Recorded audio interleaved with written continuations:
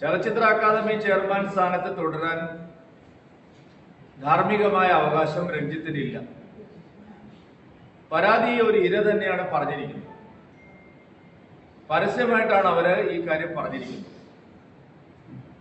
ഒരു നടിയെ അപമാനിച്ചു എന്നുള്ള ആരോപണം അവർ പൊതുസമൂഹത്തിന് മുമ്പിൽ വ്യക്തമാക്കിയിരിക്കുകയാണ്. അതിന് സാക്ഷി പറയാൻ വിവരമറിയുന്ന മറ്റൊരാളും കൂടി തയ്യാറായിരിക്കുക. പക്ഷെ സർക്കാർ ഒരു നടപടിയും സ്വീകരിക്കുന്നില്ല. ചലച്ചിത്ര അക്കാദമി പോലുള്ള ഉന്നതമായ ഒരു സ്ഥാനത്തിരിക്കുന്ന പദവിയിലിരിക്കുന്ന ഒരാളാണ് രഞ്ജിത്ത്. രഞ്ജിത്തിന് ഒരു നിമിഷം പോലും ആ സ്ഥാനത്ത് തുടരാനുള്ള അർഹതയില്ല. അദ്ദേഹം രാജിവെക്കണം. രഞ്ജിത്തിനെ പരസ്യമായി ന്യായീകരിച്ചുകൊണ്ട് നിയമവാഴ്ചയെ വെല്ലുവിളിക്കുകയാണ് സാംസ്കാരിക മന്ത്രി സജി ചെറിയാൻ. രഞ്ജിത്ത് മാത്രമല്ല, സാംസ്കാരിക മന്ത്രി സജി ചെറിയാനും അധികാരത്തിൽ തുടരാനുള്ള അർഹതയില്ല. ഈ വിഷയത്തിൽ സാംസ്കാരിക മന്ത്രി സജി ചെറിയാനും ചലച്ചിത്ര അക്കാദമി ചെയർമാൻ രഞ്ജിത്തും രാജിവെച്ചൊഴിയണം എന്നുള്ളതാണ് ഭാരതീയ ജനതാ പാർട്ടിയുടെ നിലപാട്. വ്യക്തമായ ഒരു കേസ്, സ്ത്രീ പീഡന കേസാണ് ഇവിടെ ഉയർന്നു വന്നിരിക്കുന്നത്. നമ്മുടെ രാജ്യത്തെ നിലവിലുള്ള നിയമവ്യവസ്ഥ അനുസരിച്ച് ഒരു സ്ത്രീ ഇത്തരത്തിലുള്ള ഒരു ആരോപണം പരസ്യമായി ഉന്നയിക്കുമ്പോൾ ഏതെങ്കിലും ഒരു പോലീസ് സ്റ്റേഷനിൽ വന്ന് പരാതി കൊടുക്കണം എന്നൊക്കെ പറയുന്നത് പൊതുസമൂഹത്തിൽ ആരും അംഗീകരിക്കുന്ന ഒരു കാര്യമല്ല. ജനങ്ങളെ വെല്ലുവിളിക്കുന്ന ഒരു സമീപനമാണ് ഇക്കാര്യത്തിൽ മന്ത്രി സ്വീകരിച്ചിരിക്കുന്നത്. ഭരണഘടന തൊട്ട് സത്യപ്രതിജ്ഞ ചെയ്ത ഒരു മന്ത്രി, വ്യവസ്ഥാപിത മാർഗത്തിലൂടെ സഞ്ചരിക്കേണ്ട ഒരു മന്ത്രി പരസ്യമായ ഒരു സ്ത്രീ പീഡന ആരോപണത്തെ എല്ലാ വിവരങ്ങളും അറിഞ്ഞിട്ടും അതിനെ ന്യായീകരിക്കുന്ന ലജ്ജാകരമായ നിലപാടാണ് സ്വീകരിച്ചിരിക്കുന്നത്. രഞ്ജിത്ത് ചെയ്ത കുറ്റത്തെ പോലെ തന്നെ, അല്ലെങ്കിൽ അതിനേക്കാൾ വലിയ കുറ്റമാണ് സജി ചെറിയാൻ ചെയ്തിരിക്കുന്നത്. നമ്മുടെ നാട്ടിൽ ഒരു സ്ത്രീക്കെതിരായിട്ടുള്ള ആരോപണം പുറത്തു വന്നു കഴിഞ്ഞാൽ ഏതൊരു സാധാരണ പൗരനായാലും പോലും ആ വിവരം അറിഞ്ഞാൽ നടപടിയെടുക്കണമെന്ന് ആവശ്യപ്പെടേണ്ടതാണ്. എന്നാൽ സജി ചെറിയാൻ ചലച്ചിത്ര അക്കാദമി ചെയർമാന് ഒരു പരിചയ തീർക്കുന്നതാണ് നമ്മൾ കണ്ടത്. അദ്ദേഹത്തെ സർക്കാർ തന്നെ ന്യായീകരിക്കുന്നതാണ് കണ്ടത്. അധികാര സ്ഥാനത്തിരിക്കുന്ന ഒരാൾ, മന്ത്രി പദവിയിലിരിക്കുന്ന ഒരാൾ, അതും ചലച്ചിത്ര അക്കാദമിയുടെ ചുമതലയുള്ള മന്ത്രി, സിനിമയുടെ ചുമതലയുള്ള മന്ത്രി, സാംസ്കാരിക മന്ത്രിയാണ് ഇങ്ങനെ ഒരു പരിചയ തീർത്തിരിക്കുന്നത്, ഒരു രക്ഷാകവചം ഒരുക്കിയിരിക്കുന്നത്. അടിയന്തരമായി ഈ വിഷയത്തിൽ കേസെടുക്കണം. ഈ കാര്യം വിശദമായിട്ട് അന്വേഷിക്കണം. ഇരയുടെയും സാക്ഷിയുടെയും മൊഴി രേഖപ്പെടുത്തണം. സ്ത്രീകളെ അപമാനിച്ചതിന്റെ കേസെടുക്കണം. കുറ്റം ന്യായീകരിച്ച മന്ത്രി സജി ചെറിയാൻ രാജിവെച്ച് ഒഴിയണം. ഇതാണോ കേരളത്തിലെ ഇടതുപക്ഷ സർക്കാരിന്റെ സ്ത്രീകളോടുള്ള നിലപാട്?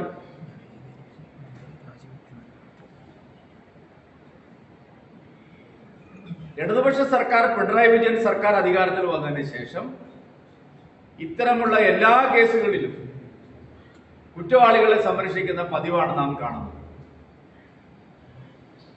ഈ ഹേമ കമ്മിറ്റി റിപ്പോർട്ട് തന്നെ ആളുകളുടെ കണ്ണിൽ പൊടിയിടാൻ വേണ്ടി മാത്രം ഉദ്ദേശിച്ചുകൊണ്ട് നടത്തിയ ഒരു നാടകമായിരുന്നു. വലിയ ആവേശത്തോടുകൂടി ഒരു കമ്മിറ്റിയെ നിയമിച്ച് ആളുകളെ മുഴുവൻ മൊഴിയെടുത്ത് വിശദമായ ഒരു റിപ്പോർട്ട് തയ്യാറാക്കി 4 കൊല്ലം അതിന്റെ മുകളിൽ അടയിരുന്നു. ഇപ്പൊ അത് പുറത്തു വന്നപ്പോ ഒരു നടപടിയും വേണ്ടെന്നാണ് പറയുന്നത്. പോക്സോ കേസുകൾ ഉൾപ്പെടെ ഈ റിപ്പോർട്ടിൽ പരാമർശിക്കപ്പെട്ടിരിക്കുന്നു. സർക്കാരിന് തന്നെ അധികാരത്തിൽ തുടരാനുള്ള ധാർമ്മികത നഷ്ടപ്പെടുകയാണ്. അതിനിടയിലാണ് ചലച്ചിത്ര അക്കാദമി ചെയർമാനെതിരെയുള്ള ആരോപണം, ഗൗരവതരമായിട്ടുള്ള ആരോപണം ഉയർന്നു വന്നത്. അവിടെയും മന്ത്രി തന്നെയാണ് രക്ഷകൻ. കേരളത്തെ സംബന്ധിച്ചിടത്തോളം അങ്ങേയറ്റം ലോകത്തിന് മുമ്പിൽ നാണക്കേടുണ്ടാക്കുന്ന ഒരു കാര്യമാണ് മുഖ്യമന്ത്രി ശ്രീ പിണറായി വിജയൻ സജി ചെറിയാന്റെ രാജി എഴുതി വാങ്ങുകയാണ് വേണ്ടത്. ഒരു അല്പമെങ്കിലും ധാർമ്മികത അദ്ദേഹത്തിൽ അവശേഷിക്കുന്നുണ്ടെങ്കിൽ സർക്കാർ കെ ബാലഗോപാലിനെ പോലുള്ള ഒരു ചെയർമാൻ പറയുന്നുണ്ട് കേസെടുക്കാം എന്ന് തന്നെ പറയുന്നുണ്ട്. അത് ബോധപൂർവ്വം സ്പ്ലിറ്റ് ഉണ്ടാക്കാണ് എന്താണ് BJP അല്ലെന്ന് ഇതെല്ലാം ഒരു ആശയക്കുഴപ്പമുണ്ടാക്കി അടിസ്ഥാനപരമായിട്ട് ഉയർന്നു വന്ന പല പ്രശ്നങ്ങളിൽ നിന്നും ഒളിച്ചോടാനാണ് സർക്കാർ ശ്രമിക്കുന്നത്. സർക്കാർ വല്ലാതെ പ്രതിരോധത്തിലായിരിക്കുക. സർക്കാരിനെ പിന്തുണയ്ക്കുന്നവരാണല്ലോ ഇവരെയൊക്കെ ആദ്യം തന്നെ പ്രോത്സാഹിപ്പിക്കുകയും ഇവർക്കൊക്കെ വേണ്ടി വക്കാലത്ത് പിടിക്കുകയും ചെയ്ത പല ആൾക്കാരും സർക്കാരിന്റെ ഭാഗമായിട്ട് തന്നെ ഉണ്ടല്ലോ.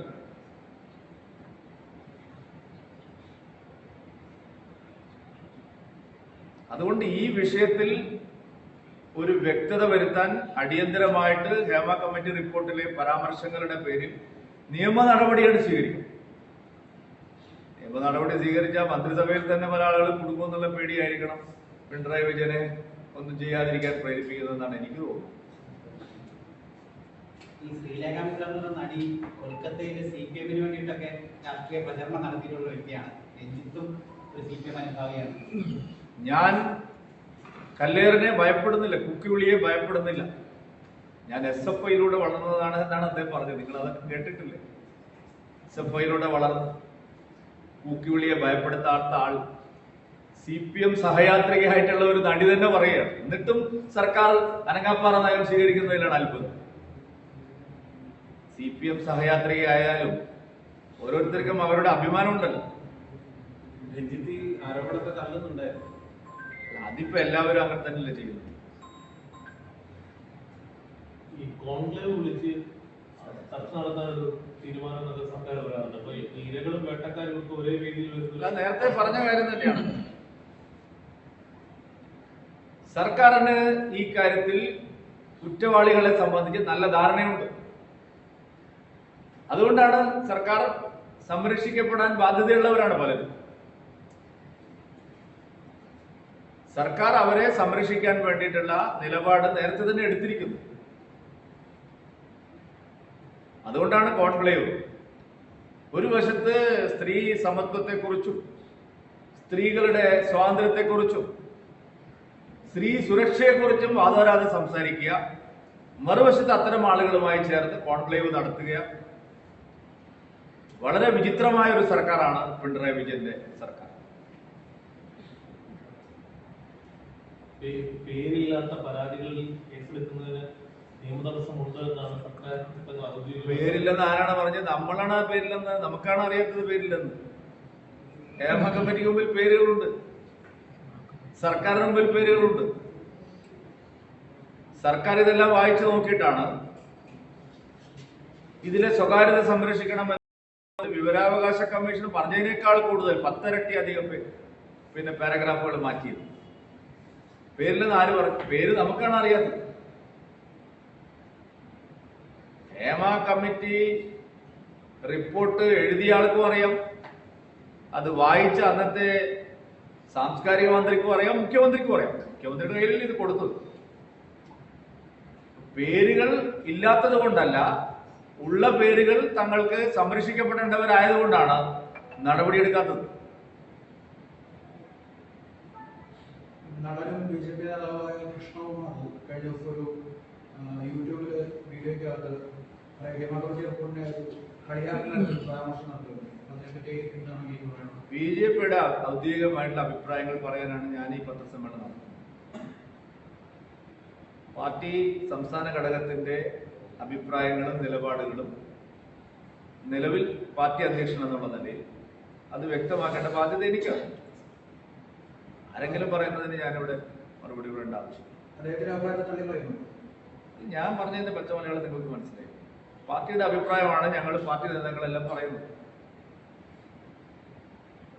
കേന്ദ്രമന്ത്രിയായിട്ടുള്ള സുരേഷ് ഗോപി ഈ കഴിഞ്ഞ ദിവസങ്ങളിൽ പ്രസ്താവന നടത്തിയിരുന്നു. അതായത് മന്ത്രിസ്ഥാനത്ത് നിന്ന് പോയാൽ രക്ഷപ്പെട്ടു എന്ന തരത്തിൽ ഒരു തെരഞ്ഞെടുക്കപ്പെട്ട ഒരു MP ആണ്, ഒരു മന്ത്രിയാണ് അത്തരത്തിലുള്ള ഒരു പരാമർശം നടത്തുന്നത്. ആ പരാമർശത്തിൽ കേന്ദ്ര നേതൃത്വത്തിന് അതൃപ്തി എന്നുള്ളൊരു വാർത്ത കൂടിയുണ്ട്. പ്രത്യേകിച്ച് അമിത്ഷാ അടക്കമുള്ള കേന്ദ്ര നേതൃത്വത്തിന് വാർത്തകളോട് പ്രതികരിക്കാൻ ഞാനില്ല. ഇങ്ങനെ ഒരു അതൃപ്തി ഉണ്ടോ? അതൊക്കെ നിങ്ങളുടെ വാർത്തകളാണ്. ഈ കാര്യത്തിൽ അഭിപ്രായം പറയാനും ഞാനാണില്ല. അദ്ദേഹം കേന്ദ്ര സർക്കാരിലെ ഒരു മന്ത്രിയാണ്. അദ്ദേഹത്തെ സംബന്ധിച്ചുള്ള അഭിപ്രായങ്ങൾ സർക്കാരുമായി ബന്ധപ്പെട്ടവരാണ്, പറയാൻ ബാധ്യതയുള്ളവർ പറയേണ്ടത്. സുരേഷ് ഗോപിയുടെ പരാമർശങ്ങൾ കാണുമ്പോൾ അദ്ദേഹത്തിന് ചലച്ചിത്ര മോഹങ്ങളുണ്ട് എന്നുള്ളതാണ്. പക്ഷെ ചട്ടം അതിന് അനുവദിക്കുന്നില്ല. അങ്ങനെ ഒരു പ്രശ്നമാണ്. ഒക്കെ ഉത്തരവാദപ്പെട്ടവരത് കൈകാര്യം ചെയ്തോളൂ. നിങ്ങൾക്കുള്ള വേവലാതി എനിക്ക് മനസ്സിലാവും, പക്ഷെ എനിക്കൊരു വേവലാതിയുണ്ട്. അദ്ദേഹത്തിന്റെ അത്തരം പ്രസ്താവനകൾ ഞാൻ പറഞ്ഞല്ലോ, നിങ്ങൾക്ക് നല്ല വേവലാതി സുരേഷ് ഗോപിയെ സംബന്ധിച്ചുണ്ടാവും. അദ്ദേഹം ആദ്യമായിട്ട് തിരഞ്ഞെടുക്കപ്പെട്ട ഒരു BJP MP ആണ്, കേന്ദ്രമന്ത്രിയാണ്. അപ്പൊ നിങ്ങൾക്ക് നല്ല വേവലാതിയുണ്ട്. എനിക്ക് ഈ കാര്യത്തിലൊന്നും ഒരു വേവലാതിയുമില്ല. ഇതൊക്കെ വെറും വാർത്തകളായി മാത്രം അവശേഷിക്കുന്നതാണ് എന്റെ ഒരു ബോധ്യം. സുരേഷ് ഗോപി തൃശ്ശൂരിൽ മതി സുരേഷ് ഗോപി. ബിജെപിയുടെ ഒരു പ്രധാനപ്പെട്ട പ്രചാരണ ആയുധം എന്ന് പറയുന്നത് തൃശ്ശൂരിൽ ഒരു കേന്ദ്രമന്ത്രി സ്ഥാനം എന്നുള്ളതാണ്. അപ്പൊ ആ സ്ഥാനത്ത് നിന്ന് അതിനൊരു കുഴപ്പം ഇതുവരെ ഉണ്ടായിട്ടില്ലല്ലോ. ഉണ്ടാവുമ്പോൾ ഞാൻ പ്രതികരിക്കുന്നത് എന്തിനാണ്? ഇല്ലാത്ത കാര്യങ്ങൾക്ക് വേണ്ടിയിട്ട് ഞാൻ പ്രതികരിക്കും. ഒരു സാങ്കല്പിക ചോദ്യത്തിന് ഞാൻ മറുപടി പറയാം. സുരേഷ് ഗോപി കേന്ദ്രമന്ത്രിയാണ്, 75,000-ലേറെ ഭൂരിപക്ഷത്തിന് ജയിച്ച MP ആണ്. നിങ്ങൾക്ക് ഇഷ്ടപ്പെട്ടില്ലെങ്കിലും അയാൾ നല്ല എഫിഷ്യന്റ് ആയിട്ടുള്ള ഒരു MP മന്ത്രിയാണ്. നിങ്ങൾക്ക് ഇഷ്ടമില്ലാത്തതുകൊണ്ട് നിങ്ങൾ എപ്പോഴും സുരേഷ് ഗോപി എന്ന് പറഞ്ഞുകൊണ്ടിരിക്കുകയാണ്. നിങ്ങൾക്ക് അത് പറയാനുള്ള സ്വാതന്ത്ര്യം നിങ്ങൾ പറഞ്ഞോളൂ. ഞാൻ പ്രതികരിക്കേണ്ട സമയമാകുമ്പോൾ ഞാൻ കൃത്യമായിട്ട് ആ കാര്യത്തിൽ നിലപാട് പറയും. ഇപ്പൊ അതിനുള്ള സമയമായിരുന്നു. Thank you.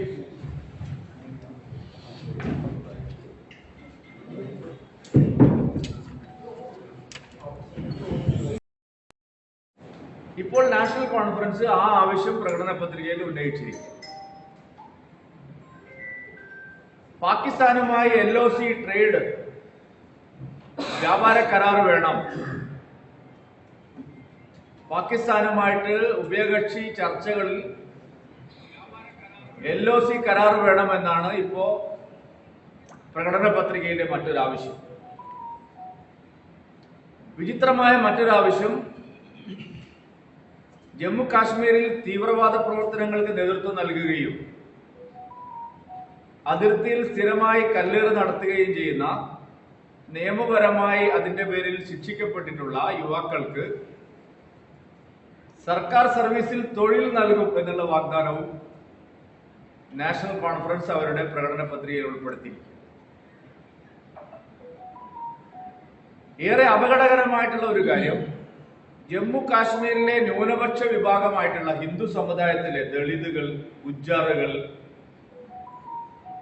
തുടങ്ങിയിട്ടുള്ള പഹാഡി കമ്മ്യൂണിറ്റീസ് തുടങ്ങിയിട്ടുള്ള പല പിന്നോക്ക ജനവിഭാഗങ്ങൾക്ക് സംവരണം ഇപ്പോൾ നൽകുന്നത് എടുത്തു കളയുമെന്നാണ് പറഞ്ഞത്.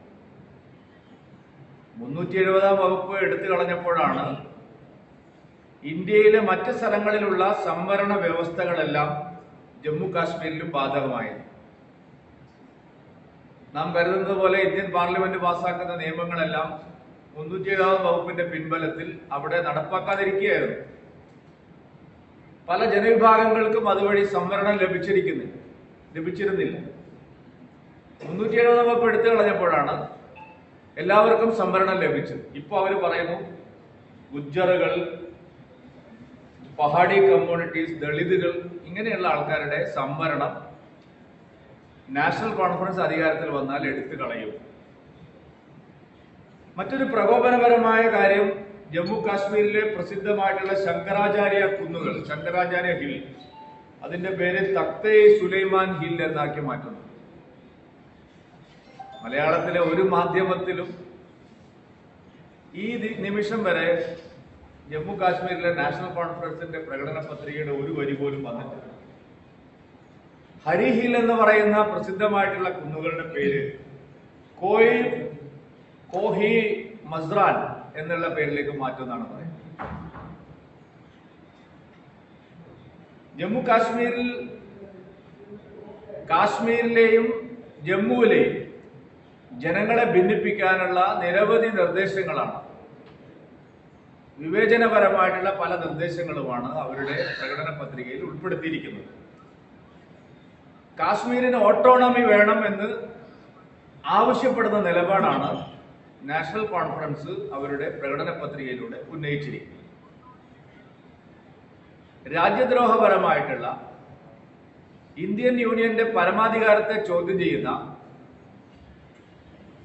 വിധ്വംസക പ്രവർത്തനങ്ങൾക്ക് നേതൃത്വം നൽകാൻ ഉദ്ദേശിക്കുന്ന ഈ പ്രകടന പത്രികയോട്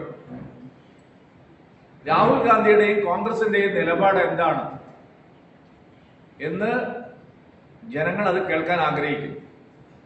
കോൺഗ്രസും അതുപോലെ INDA മുന്നണിയിലെ പ്രബലമായിട്ടുള്ള കക്ഷിയായിട്ടുള്ള CPM-ഉം ഇത്രയും വിദ്വേഷജനകമായിട്ടുള്ള ഇന്ത്യ വിരുദ്ധമായിട്ടുള്ള ഇന്ത്യയുടെ പരമാധികാരത്തെ ചോദ്യം ചെയ്യുന്ന പ്രകോപനപരമായ ഈ നിലപാടുകളിൽ അഭിപ്രായം പറയാൻ CPIM-ഉം കോൺഗ്രസും തയ്യാറാവണം എന്ന് ഞങ്ങൾ ആവശ്യപ്പെടുന്നു. കോൺഗ്രസിന്റെയും CPM-ന്റെയും നേതൃത്വം എന്തുകൊണ്ടാണ് നമ്മുടെ രാജ്യത്തിന്റെ പരമാധികാരത്തെ ചോദ്യം ചെയ്യുന്ന പ്രതിലോമകരമായിട്ടുള്ള വിനാശകരമായിട്ടുള്ള ഈ രാജ്യദ്രോഹ നിലപാടുകളെ തള്ളിപ്പറയാൻ ഇതുവരെ രാഹുൽ ഗാന്ധിയോ കോൺഗ്രസ് നേതൃത്വമോ തയ്യാറാവാറ്? എല്ലാ കാര്യങ്ങളിലും അഭിപ്രായം പറയുന്ന സീതാറാം യെച്ചൂരിയും CPM-ന്റെ നേതൃത്വവും നാഷണൽ കോൺഫറൻസിന്റെ ഈ പ്രകടന പത്രിക കാണാതിരിക്കുന്നത് എന്തുകൊണ്ടാണ്? ഇന്ത്യയെ വീണ്ടും വിഭജിക്കാനുള്ള, ഇന്ത്യയിൽ വിധ്വംസക പ്രവർത്തനങ്ങൾ നടത്താനുള്ള പാകിസ്ഥാന്റെ നീക്കങ്ങൾക്ക് പരസ്യമായ പിന്തുണയാണ് ഈ പ്രകടന പത്രികയിലൂടെ നാഷണൽ കോൺഫറൻസ് ഉന്നയിച്ചിരിക്കുന്നത്. ഇതിനെ സംബന്ധിച്ചുള്ള അഭിപ്രായം ആരെ ഭയന്നിട്ടാണ് CPM-ഉം കോൺഗ്രസും പ്രകടിപ്പിക്കാത്തത്? അവരുടെ അഭിപ്രായം പറയാൻ അവർ ആരെയാണ് ഭയപ്പെടുന്നത്? ജമ്മു കാശ്മീർ ഇന്ത്യൻ യൂണിയന്റെ അവിഭാജ്യ ഘടകമാണ് എന്നുള്ള നമ്മുടെ പ്രഖ്യാപിത നിലപാട് കോൺഗ്രസും CPIM-ഉം തള്ളിക്കളയുകയാണോ? അങ്ങനെ തള്ളിക്കളയുകയാണെങ്കിൽ എന്തുകൊണ്ടാണ് അവര് അതിനെക്കുറിച്ചൊരു അഭിപ്രായം പറയാത്തത്?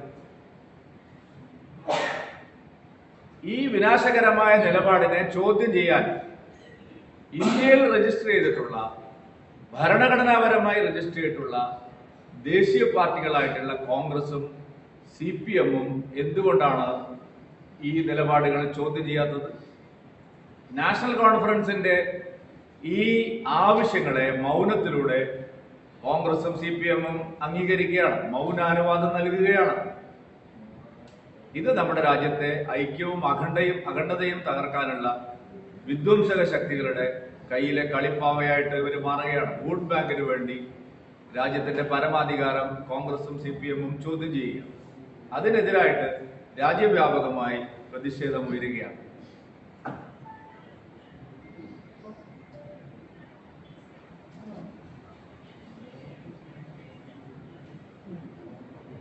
ഈ ഹേമന്ത് വിഷയത്തിലെ ഇപ്പം രഞ്ജിത്തിനെതിരെ നിലപാട് ഇന്നലെ ഒരു നടി തുറന്നു പറഞ്ഞിരിക്കുകയാണ്. അതിന്റെ പേരിലുള്ള ഇപ്പോൾ പ്രതിപക്ഷം VD സതീശൻ ഇപ്പോൾ ചലച്ചിത്ര അക്കാദമി സ്ഥാനത്ത് നിന്ന് രഞ്ജിത്ത് മാറി നിൽക്കണം